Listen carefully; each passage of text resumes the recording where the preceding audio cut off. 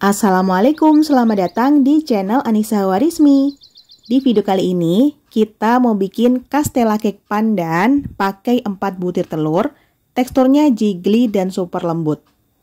Sebelum ke videonya, buat teman-teman yang belum subscribe, jangan lupa untuk klik tombol subscribe dan nyalakan lonceng notifikasinya supaya teman-teman nggak ketinggalan resep terbaru dari Umi. Sekarang langsung aja ke cara pembuatannya. Yang pertama kita akan menyiapkan loyang. Di sini Umi pakai loyang persegi panjang ukuran 18 x 14 cm.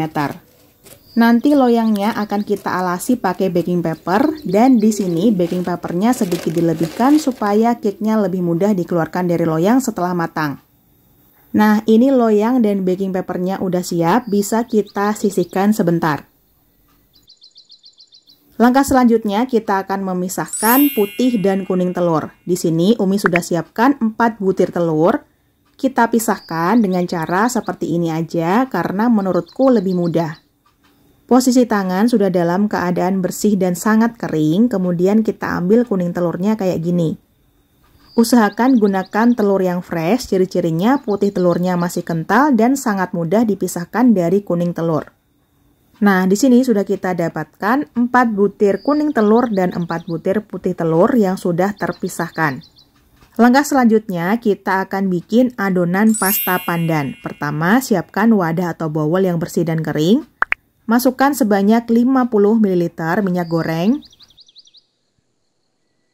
Tambahkan 60 gram tepung terigu protein rendah. Aduk dengan whisker, minyak, dan tepung sampai rata. Kalau udah rata, konsistensi adonan agak kental seperti ini.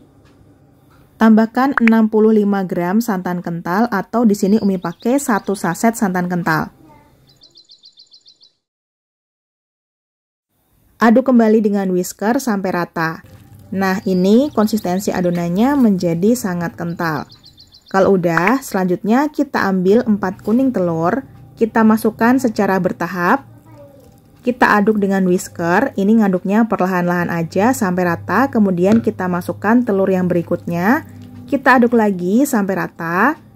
Kalau udah rata, kita masukkan sisa telurnya, selanjutnya diaduk lagi secara perlahan-lahan sampai benar-benar tercampur rata. Nah, ini adonannya udah benar-benar tercampur rata, teksturnya menjadi cukup kental. Langkah terakhir untuk adonan pasta pandan ini adalah kita tambahkan sebanyak kurang lebih setengah sendok teh pasta pandan, kemudian kita aduk sampai rata.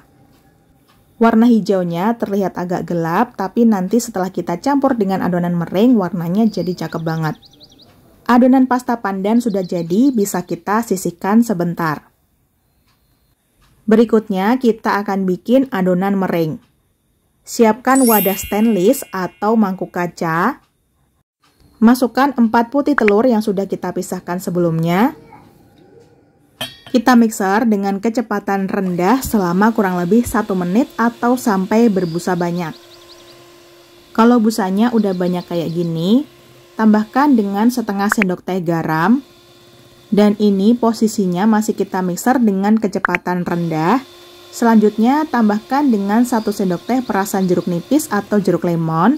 Kalau nggak ada bisa diganti dengan cream of tartar atau cuka. Tambahkan 70 gram gula pasir.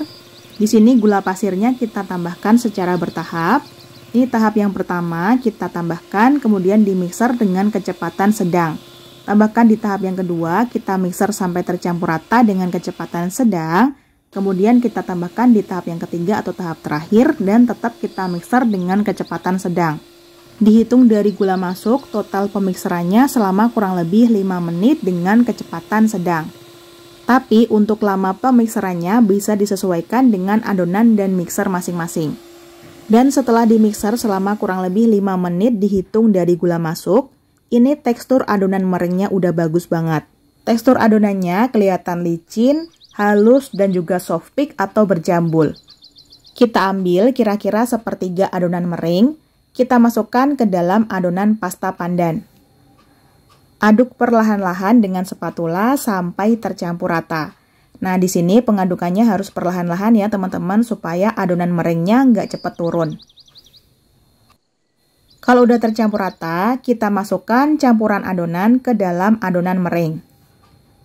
Kita masukkan semua campuran adonannya.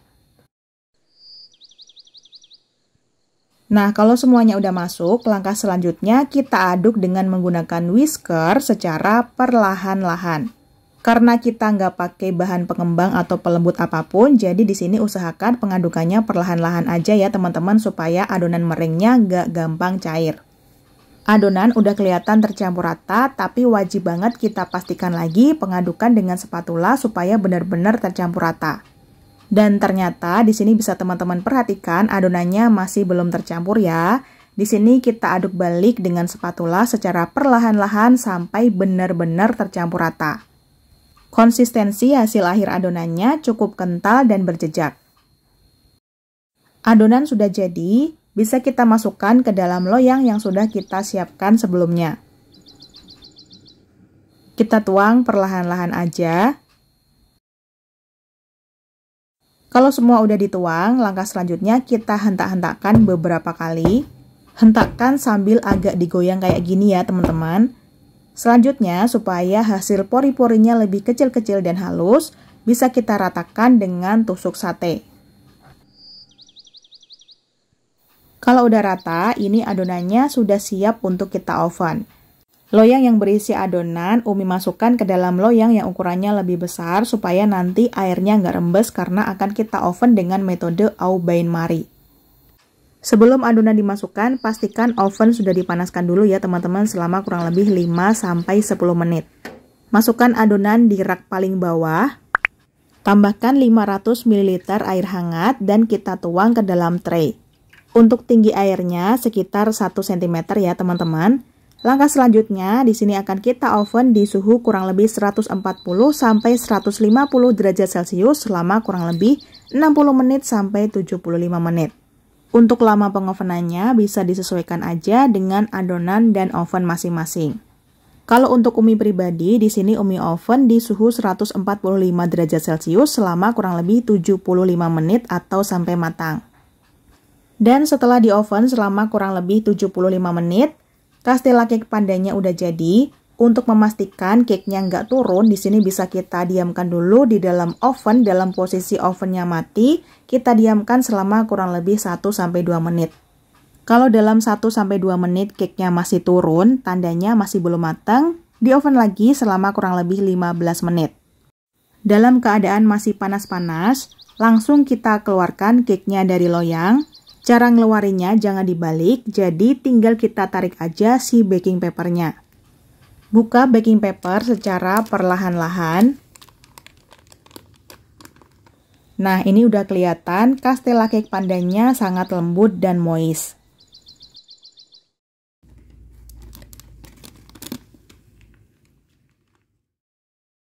Kalau teman-teman bisa perhatikan, teksturnya ini sangat jiggly dan lembut banget. Untuk memotongnya, kita tunggu dulu sampai Castella cake pandanya udah dingin, baru kita potong-potong supaya hasil potongannya lebih rapi. Nah, ini Castella cake pandanya udah dingin, bisa kita potong bagian samping-sampingnya supaya lebih rapi. Dari potongannya udah kelihatan banget kalau cake-nya ini super lembut dan moist. Umi akan tunjukkan cara mengeluarkan Castella cake pandan dari baking paper. Tinggal kita buka aja, kemudian kita pindahkan ke dalam wadah. Potong-potong Castella cake sesuai selera. Di sini Umi potong jadi 8 bagian dengan ukuran yang cukup besar. Sekarang kita cobain Castella cake pandannya. Aromanya wangi banget, aroma pandan dan santan ini cocok banget. Teksturnya udah kelihatan sangat lembut dan jiggly. Pori-porinya sangat kecil-kecil dan halus banget. Bismillah.